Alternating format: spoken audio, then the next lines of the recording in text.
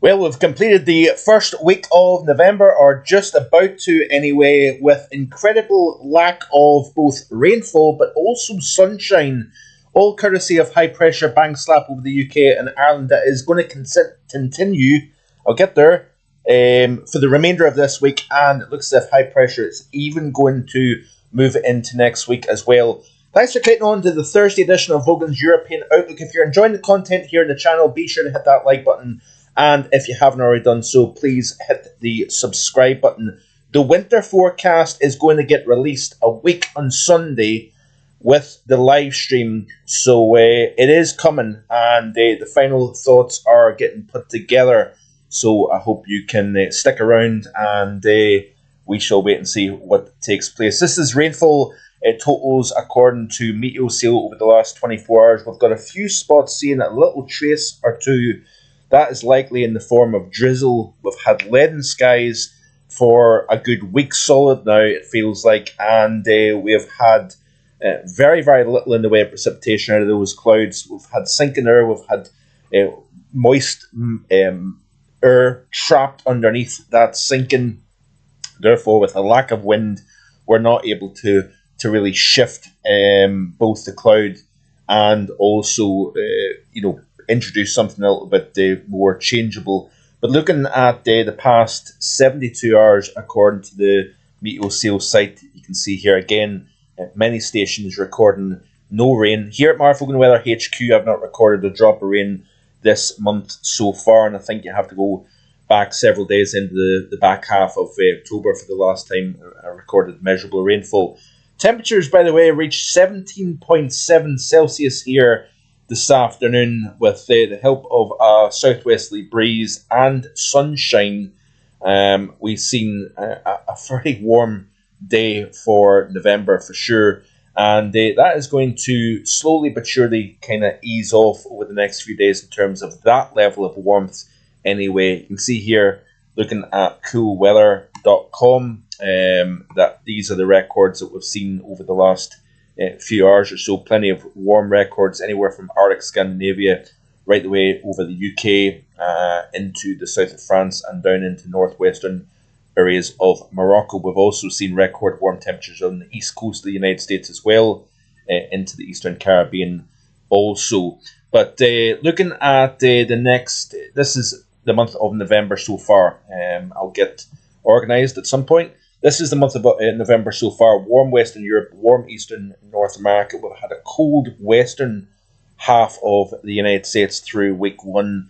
Looking specifically at Europe, we've also seen significant snowfall, by the way, over the Southern Rockies, which has been quite interesting. I'll try and look at that in the Global Weather Report this upcoming Sunday. Upcoming Sunday, by the way, the live stream will be 7:30, and I think the next 3 Sundays in a row will be at the time of 7:30 p.m. just to let you know. But this is week one of November, seen by the CDAS 0.5 data, so firmly warmer than average. And if we look at the GFS ensemble, so the next 5 days is going to be warmer than average. As you can see here, we ease off that warm anomaly by the time we reach day 6 through 10. You notice here we're actually cooling things, especially across southern UK, into France, into parts of Iberia also. And then the 11 to 15 day, we turn things around somewhat. It turns below average. Now, if we look at the upper air chart here, you can see what happens. We go from high pressure across the north, lower heights across the Mediterranean, so we still have that rainfall threat across the Med Basin and southern Europe. But we play through this loop. You notice here the GFS is back in that ridge westwards and allowing a trough to then develop over northern and central Europe here. And what I think is going to happen is this is going to grow increasingly colder as we move towards this time frame. This is the 18th through the 23rd of November. So it's that retrogression of the high. I made a mention of that in a bit of detail in yesterday's video, how changes take place. We'll replace the trough with a ridge over the North Pacific. That then has a ripple effect over North America. It then essentially allows the high, that boulder within the atmosphere that's been stuck over us for seemingly a lifetime. We had low pressure for seemingly a lifetime, rainfall week in, week out.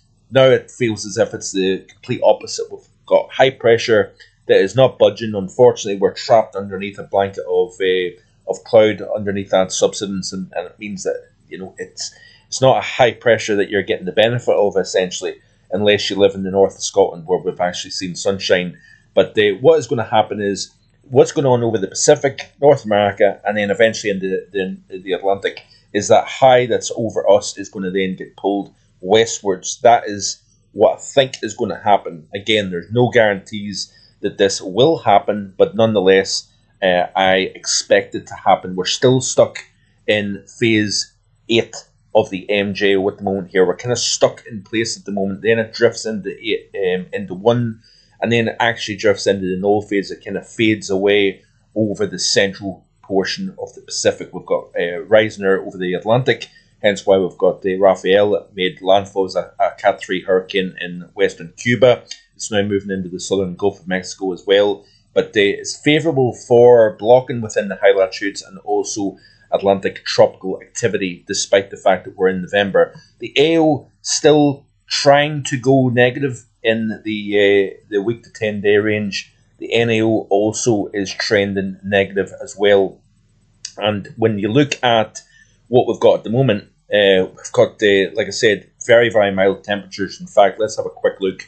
So why are we seeing so much warmth across the north of the UK? We've got more in the way of sunshine and that breeze, and also geography is playing a role. We've got the Grampians, we've got the Cairngorms, and we've also got the Northwest Highlands. As these winds cross over these hills, they downslope, they compress the air. By compression, it heats it up, and therefore we see abnormally warm temperatures at this time of the year. Usually across the north of the UK is actually where you start to see the warmest temperatures anywhere in the UK due to the Fern effect. But these were the temperatures, by the way, this morning. I posted this, I think, at around 5:30 this morning, just as I was going to bed, coming off the night shift. And, temperatures 7 at Tain, 13 at Dalcross, very short distance, really. 14 on the around Lossiemouth area. We had 8 at Loch Liscarnock, but 17 on the west coast at Albay. We also had 14 at Stornoway, but then we had 3 Celsius at Altnahara. So a big range in temperature dependent on elevation, exposure to wind, where you had lower elevation but a lack of wind, clear skies and light winds. We've seen radiational cooling taking place. But then remember what I said to you, 12, 13 Celsius at 850 millimeters, 850 millibars, should I say, not millimeters. You've got that warmer aloft. I was noticing I was driving past Aviemore and the temperature was at 14 Celsius, but at the same time it was only 5 Celsius at Tain. So again, very complex but very fascinating distribution of temperature during the overnight period.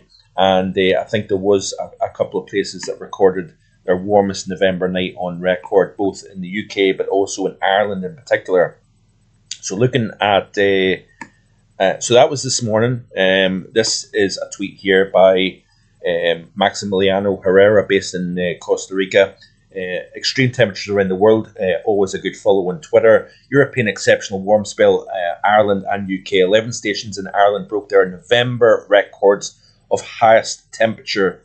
Valencia, in the southwest corner of Ireland, had a record high minimum temperature of 14.6. Now, I believe Ireland did hit 19.1 yesterday, but that was still about a degree shy of the record. The record being 20.1. I think it was set back in 2015. But you can see here, Castlederg 17.1, so that's in Northern Ireland, obviously. Ballypatrick 16.2, and even up above 4,000 feet above sea level, Annaghmore 12.6 Celsius. So there's a testament to the warmer at 850 millibars.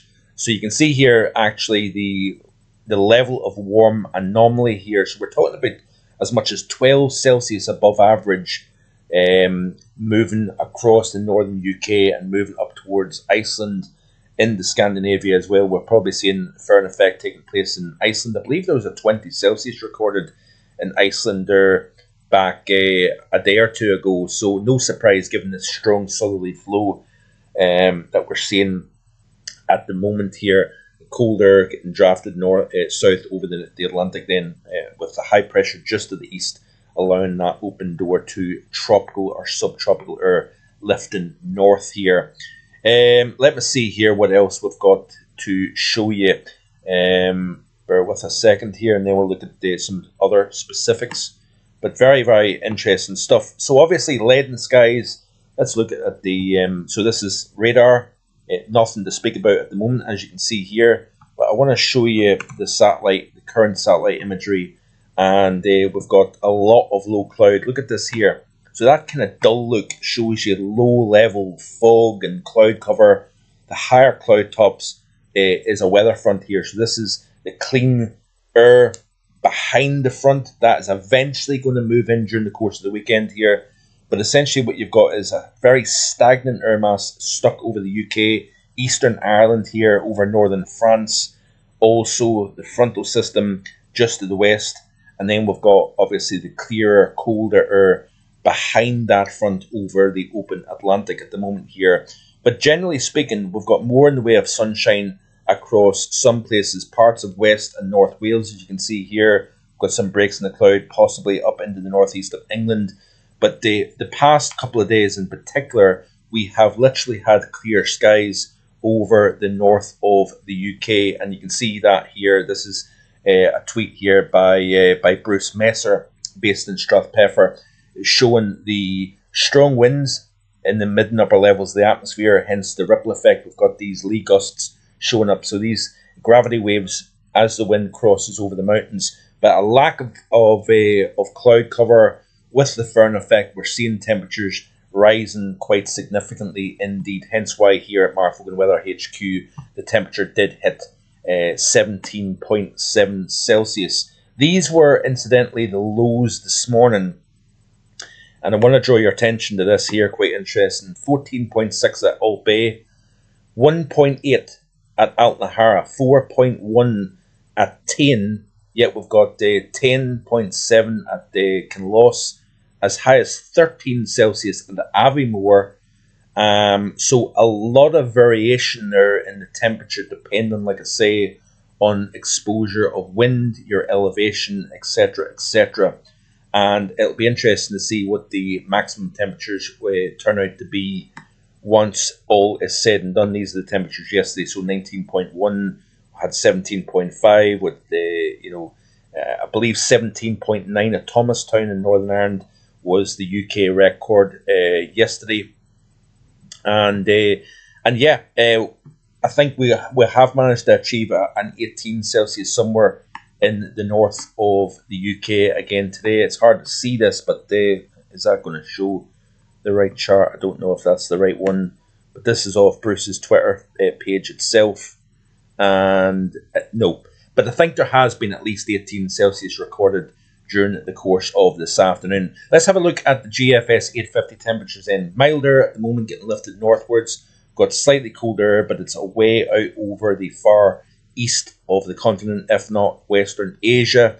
Play through the loop, and you can see here that we've got systems starting to gather over the Atlantic, but again, southwesterly airflow continues. Then we've got the next high building in off the Atlantic.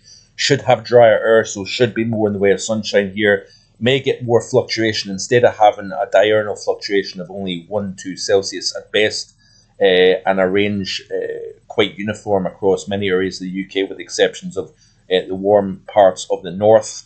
We are likely to see frosty nights and mild days once this high builds in over top of the UK. It's also cycling in some more subtropical warmer around the western flank, if you notice here, and then that kind of gets pulled into the UK. So we've got another flirt with 10, 12, 13 Celsius at 850, according to GFS anyway, by Wednesday of next week here. Cold air getting drifted into the central and eastern areas of Europe. But then as we play through this loop, you notice here that we have the first shot of cold air coming in Sunday the 17th of November. And then we've got another wave of cold air coming in as we move towards the Monday the 18th. Notice here, high pressure building over the North Atlantic up into Greenland here. Lower pressure over Scandinavia. We've got that open Arctic door once again. So it's looking good. It is looking as if we're going to see this very mild first half of the month, something a good bit colder during the second half of November. And a lot of it is based on the thinking that the MJO is moving into the cold phases. It's taken a while. We've had quite a stationary wave pattern right the way across the hemisphere. But I think the Congress acting as a little bit of a prod to the atmosphere, going to change the overall setup over the North Pacific. Then that has that ripple effect across the hemisphere, and we should finally get this high to kick out of the way, move west, move north, opens the door to the Arctic, and we will start to see something a good bit colder coming down during the second half of next week and beyond. Looking at the GFS ensemble here, and snow probability is always an interesting one to look at here, and this is something that I'm going to start to show more and more. So this is the here now. This is our probability of falling snow at the moment. But then as we play through this loop, you notice that it starts to gather over Europe, and then eventually it starts to move in over the UK as well. We are increasing that chance of seeing falling snow in the next week or two here. So plenty of reason to stick around. Lots going on here, and I'll see you next time with more. Bye for now.